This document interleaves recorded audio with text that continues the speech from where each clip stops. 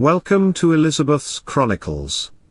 If you enjoy true crime stories like this one, consider subscribing. Today we are going to look at 7 similarities between the Chris Watts and Scott Peterson cases. Warning: some information in this video may be disturbing. Viewer discretion is advised. Family annihilator, Chris Watts, is following the lead of notorious wife killer, Scott Peterson. Watts is currently serving 5 life sentences for the horrific 2018 killings of his pregnant wife, Shannan, and his daughters Bella, 4 years old, and Celeste, 3 years old. He is currently at the Dodge Correctional Institution in Wisconsin. Scott Peterson appealed his sentencing, and is now serving life without parole. He was convicted of murdering his pregnant wife, Lacey, and their unborn son, Connor.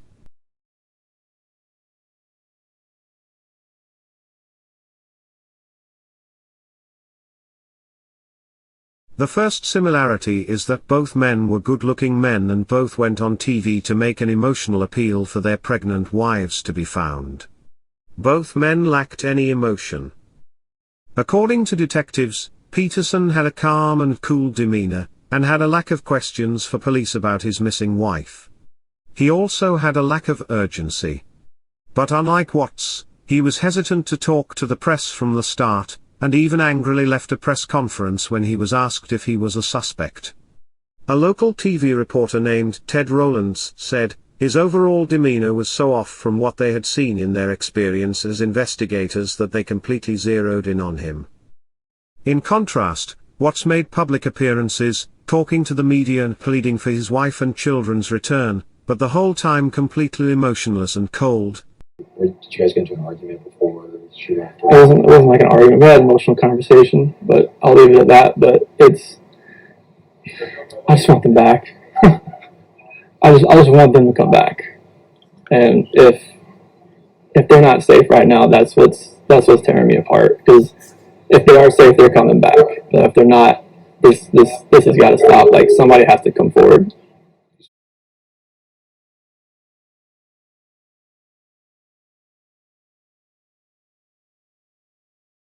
Another similarity: both wives were pregnant. Lacey Peterson was 8 months pregnant when she disappeared, and her husband was charged with second-degree murder for their unborn child, while Shannan was only 15 weeks along. Watts was not charged with murder for their unborn child, due to limitations in the state laws. However, he was charged with unlawful termination of a pregnancy. Watts was all into having another child until he started his illicit affair with Kessinger. He and Shannan had discussed it in detail, and he was excited about it until the last several weeks before the murders. This home video shows Shannan giving the news about being pregnant to Chris. This is right around the same time he had just met his mistress, according to him later.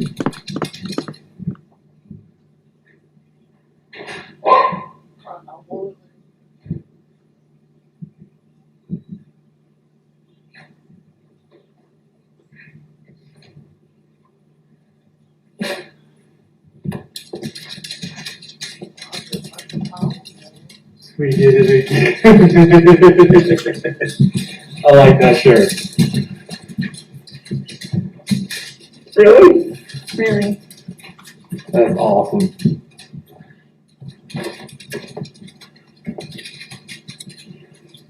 So pink means... That's just the test. I know. It just says the pink is going to be girls. I don't know. It's the test. That's awesome. In an interview with Larry King Live, Lacey Peterson's mother, Sharon Rocha, discusses how Scott Peterson never wanted a child. In October 2000, they had moved to Modesto in June 2000. And in October, they bought their home and had a housewarming. And on the day of the housewarming, her brother and his wife announced that they were going to have a baby. Well, Lacey was really upset about it because she and Rose had planned to have the babies at the same time. So she was really disappointed that she wasn't pregnant. Later that evening, after everyone had gone home, she called me and she was crying. She was really, really upset. And I told her that, not to worry, her time was going to come. And that's when she told me that Scott had said that he didn't think he wanted to have children. Of course, that concerned me because we'd had conversations before in his presence. Or they had conversations in my presence about having children. So it shocked you. It did. It really surprised me. But then she got pregnant? Well, then she went on to say that not only did he didn't think he wanted to have children, she also said that he didn't want to. So I was really upset about that, knowing that he knew how she felt about having children. And then it was about a month or so later, it was around Thanksgiving time, she and I were in the kitchen preparing dinner when she told me that she's going to stop taking birth control pills in December. Well, that surprised me because it had only been a month ago that Scott didn't want to have children. So we had a conversation about that, and I said, "Are you sure? Are both of you absolutely sure? Because you can't put the baby back once he's here." Well, it wasn't it at that time. It was nothing at that time. And she said yes, that they had talked about it and they were ready.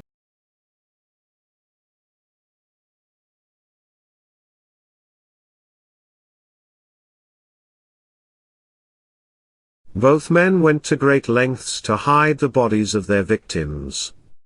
When the decomposing body of Lacey was discovered several months after her disappearance, she was decapitated, both of her forearms were missing, her right foot was severed, and her left leg, below the knee, was also not found. Forensic pathologist, Dr. Michael Barden, said in an interview that the limbs and head were probably removed before Lacey was put in the water, in an attempt to hide her identity. Her unborn son was separated from her body and had nylon tape wrapped around him. According to forensic anthropologist Dr. Alison Galloway, Lacey's torso was emptied of internal organs and the fetus slipped through her decomposing uterus. The fact that Lacey's limbs were purposely removed from her body can only mean that Peterson wanted to dispose of her. Watts dumped his wife's body in a shallow grave near the oil tanks, and his daughters were found submerged in crude oil in the tanks near Shannon's body. Watts worked as an operator for Anadarko Petroleum, one of Colorado's largest oil and gas drillers. It's speculated he dumped their bodies in the tanks because he thought they would eventually disintegrate from the oil.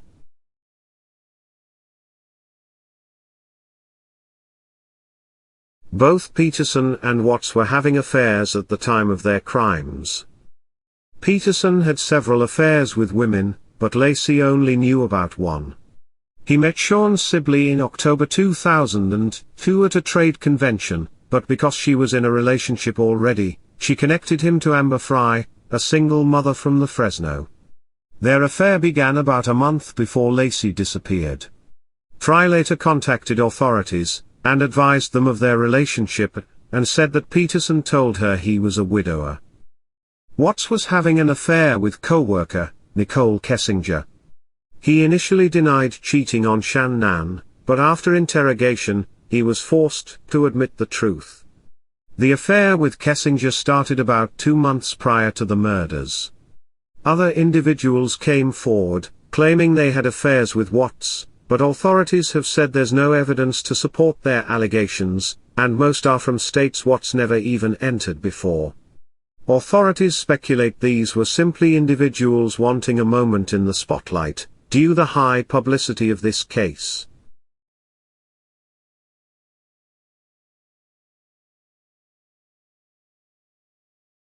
Both were considered family men. Peterson was apparently very loving, and doted on Lacey throughout their marriage. Lacey's family even defended Peterson up until it was discovered he was having an affair. Yeah, I said it too. When you met him first, did you like him? I did. I liked him very much. What was it about him? All the things I just said. He was just a very congenial, well-mannered, polite, very attentive towards Lacey, and Lacey was absolutely crazy about him. He always called me Mrs. Rocha until the day we were married. Then it was Mom. From then on. do you think he decided to do this? Was this a planned murder? I do feel it was premeditated, absolutely. And all I can do is, put out my own theory. I've read that I know a lot of people have called Scott a sociopath, and I've read where sociopaths can go on for years and years as if everything is normal in their lives, and then all of a sudden they're backed into a corner, and that may cause something to snap. And I feel personally that that corner came on December 6th when Sean Sibley asked him if he was married. Chris Watts seemed to always be the loving father and adoring husband. Years of videos and pictures indicate he was completely satisfied in his life until the last several weeks before the murders. A family friend of the Watts, Chris Landon, said, his entire persona was as a family man, talking about his wife and his girls. I believed until the other day that his entire life was those girls, and that he would die for them. And I got a friend request from Chris. I was in a really, really, really bad place. And I got a friend request from Chris on Facebook. And I was like, oh, what the heck? I'm never going to meet him. Except, one thing led to another. And 8 years later, we have 2 kids. We live in Colorado. And he's the best thing that has ever happened to me. And because of my health challenges, because I got so sick, I let him in. And he only knew me at that time. He knew me at my worst. And he accepted me. And, through your vows, like through sickness and everything, he's been there. He was the one that let me lay on him and fall asleep for 3.5 hours on his lap while he had to pee. He is the best thing that has ever happened to me.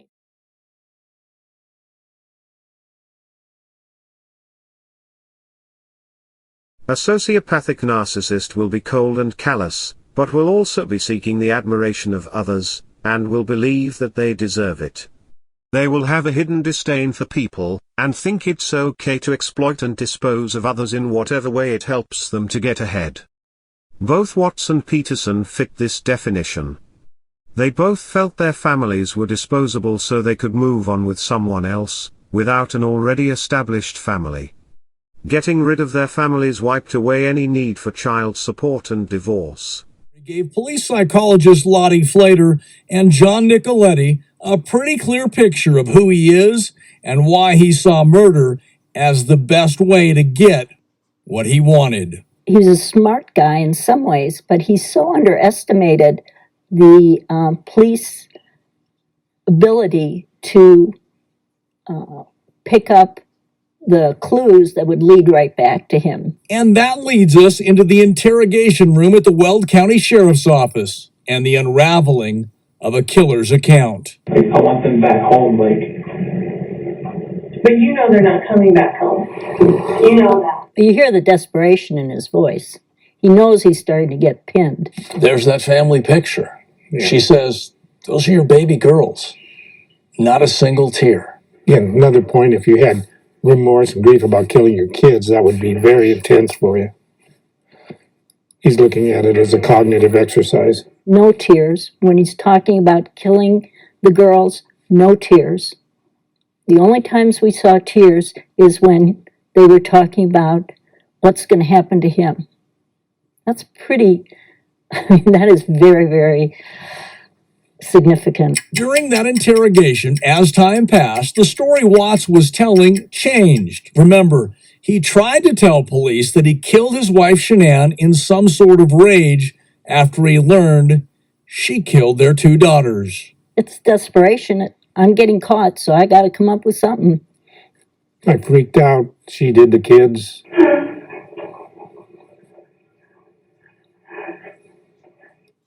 Okay, it's up. He's caught. That's reality setting in. Now he's upset. It's over. Because he's caught. This is the first time you see emotion. Because now he's caught. You didn't see emotion when his family was killed. You see emotion now that he's caught. A little later in the interrogation, an odd but potentially telling moment as experts try to understand the mind of Christopher Watts. the mind of a cold-blooded killer. Pizza? I feel bad eating any of your food. No, I'm saying, what kind of pizza do you like? It doesn't matter really. When people have trauma, when they lose somebody, you lose your appetite. I'll have pizza, I don't care what kind. He just explained how he stuffed his children into a tank Of oil and water. And he That's a burial says, place. yeah, I'll have a pizza. Are you kidding me? Yeah. That is one evil man. John? Like I said, you don't have to have a mental illness to be evil. I think the entire country is trying to understand the psychology. He looks like the all-American guy. How does this happen? Ted Bundy looked like the all-American guy. Scott Peterson's lack of emotion while his wife was missing and then the trial portrayed the hallmark characteristics of a sociopath. Peterson's half-sister, Ann Bird, said she thought his behavior was strange when he lived with her family during the investigation of Lacey's disappearance. He is the most empty person. Everything he does seems to have been copied from someone else, she said. They don't have the internal psychological structure to feel and relate to other people, forensic psychologist Reed Malloy said. Sometimes they can imitate it, so they can fool other people, but there will come a point when they can't maintain it. But passionate, angry and accusatory outbursts from Lacey's family when he was sentenced to death didn't appear to faze him. Malloy said that fits with the inability to form truly intimate bonds. Such an absence of heartfelt emotion gives them the ability at times to kill without remorse and to kill for reasons filled with banality, he explained. Others' emotions of grief and rage and fury are like water off a duck's back. That apparent lack of emotion raised investigators' suspicions in the first place, police and prosecutors said after the trial. His major concerns weren't Lacey at the beginning of this case, explained Modesto Detective Albrocchini. He is very calm, cool, nonchalant, polite, arrogant. He thinks he's smarter than everybody. The jurors who attended the sentencing said they also saw something wrong with Peterson from the beginning. Scott came in with a great big smile on his face, laughing. It was just another day in paradise for Scott. Another day, he had to go through the motions, juror, Michael Messieri.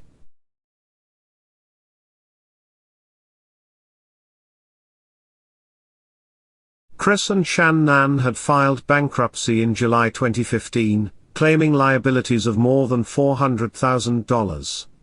Then in July of 2018, there was a civil claim in Weld Country District Court against the couple, according to court records, showing the couple still struggled financially.